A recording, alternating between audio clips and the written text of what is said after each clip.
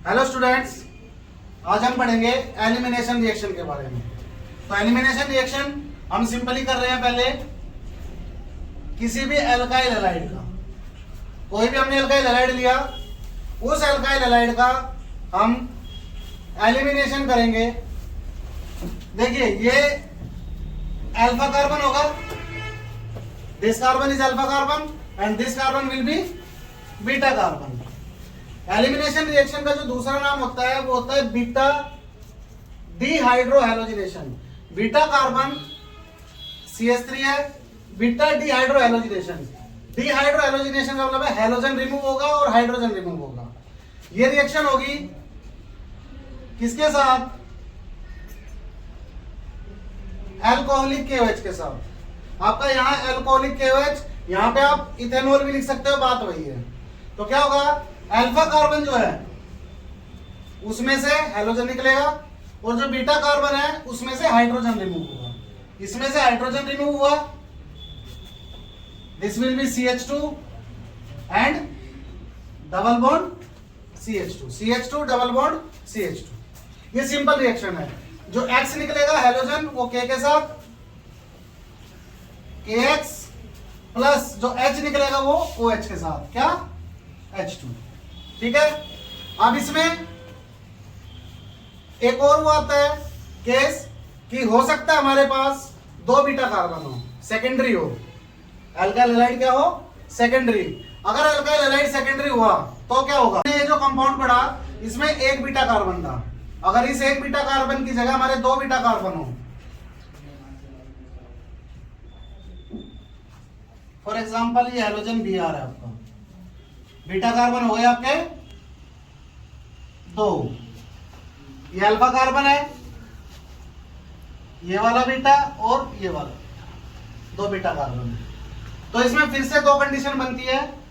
अगर दोनों beta carbon में हाइड्रोजन सेम है, if both the beta carbon have same hydrogen, तो किसी भी बीटा कार्बन के साथ आप प्रोडक्ट बना सकते हो। इसका मतलब क्या हुआ? इसमें एक केस और बना, अगर दोनों बीटा के पास हाइड्रोजन सेम नहीं है तो क्या होगा? तो पहले हम ये वाला केस करते हैं, उसके बाद वो वाला केस करेंगे।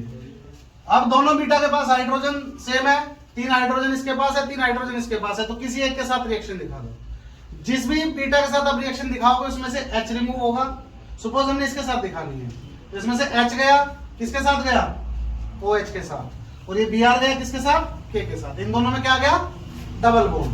तो क्या बना ये? CH3 CH double bond CH2 plus by product वही आपका KX, यहां पे हमने Br लिया था, Br और H2। अब इसका लास्ट केस जो मैं बता रहा हूं, दो बीटा कार्बन हो और दोनों के पास क्या हो? डिफरेंट नंबर ऑफ हाइड्रोजन हो। तो देखिए ये वाला केस देखिए, इस केस में क्या है? दो बीटा कार्बन है, this is the alpha carbon and this one is beta and this one is also beta.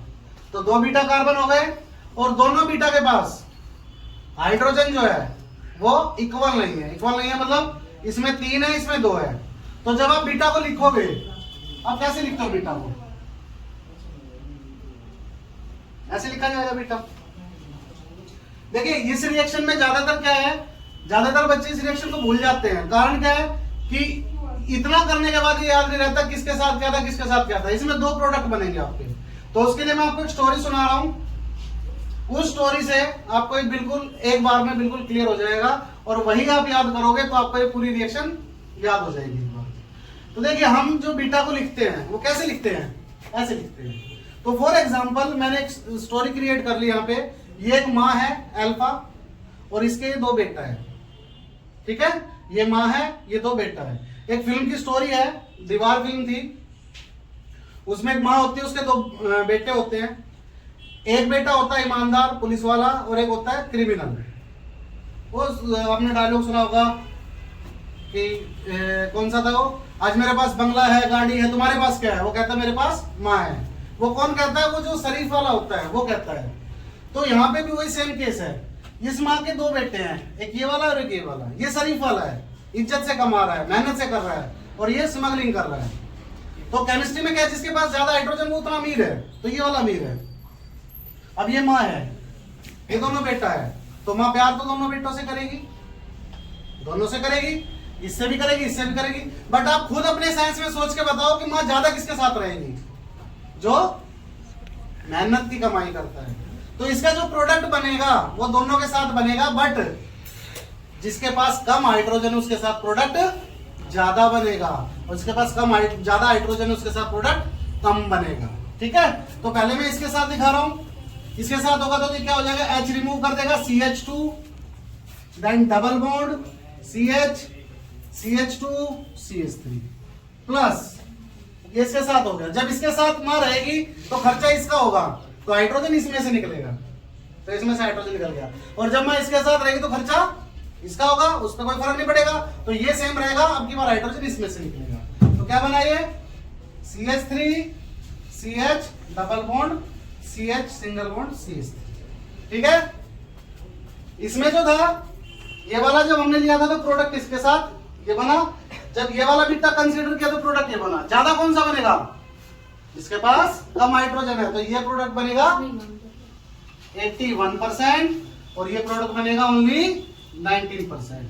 And this rule is called सेजेफ रूल। रूल का नाम क्या है, सेजेफ रूल। अब इस रूल में भी मैं थोड़ा सा और आगे आपको ले चलता हूं। शायद आपने जो अब तक पढ़ा है उसमें सिर्फ इतना ही बताते हैं सब लोग कि सेजेफ रूल ये होता है, मैं थोड़ा सा और आगे लेके चलता हूं। ये तो हमने माँ के बारे में स्टोरी पढ़ ली, अब एक मॉडर्न माँ भी है। हैलोजन कौन कौन से होते हैं, fluorine, chlorine, bromine and iodine, ये 4 हैलोजन होते हैं। अगर हैलोजन यहां पे इन तीनों में से कोई है, या तो क्लोरीन है, ब्रोमीन है या आयोडीन है, तो प्रोडक्ट बनेगा यही। अगर ये मॉडर्न माँ आ जाएगी, फ्लोरीन सबसे ऊपर होती है, मॉडर्न माँ है। अब मॉडर्न माँ का आपने पता है, बताने की जरूरत भी नहीं है। मॉडर्न माँ किसके पास ज्यादा रहेगी, जिसके पास पैसे ज्यादा है। तो जब यहाँ पे ब्रोमीन की जगह फ्लोरीन आ जाएगा तो प्रोडक्ट यही बनेगा, बट दोनों एक्सचेंज हो जाएंगे। एक्सचेंज मतलब जो 19% बन रहा था वो 81% हो जाएगा, और जो 81 बन रहा था वो 19 हो जाएगा। दोबारा सुन लो मैं क्या बताने जा रहा हूं। मैं कह रहा हूं कि जो हैलोजन है वो क्लोरीन, ब्रोमीन और आयोडीन होगा, तो दैट्स इट, यही होगा, सेजेफ रूल। बट अगर फ्लोरीन आ जाएगा, मॉडर्न में आ जाएगी, तो प्रोडक्ट तो वही बनेगा, बट उनकी परसेंटेज चेंज हो जाएगी, 81 ही हो जाएगा और 19 ही हो जाएगा। एंड फ्लोरीन के लिए जो रूल लगेगा उस रूल का नाम हो जाएगा होफमन रूल। क्या नाम हो जाएगा, होफमन रूल। ठीक है, आई होप सबको समझ आ गया होगा। तो नेक्स्ट टॉपिक पढ़ने के लिए हमसे जुड़े रहिए, हमारी वीडियो के थ्रू लाइक कीजिए, सब्सक्राइब कीजिए और देखते रहिए हमारी न्यू वीडियो। Thank you.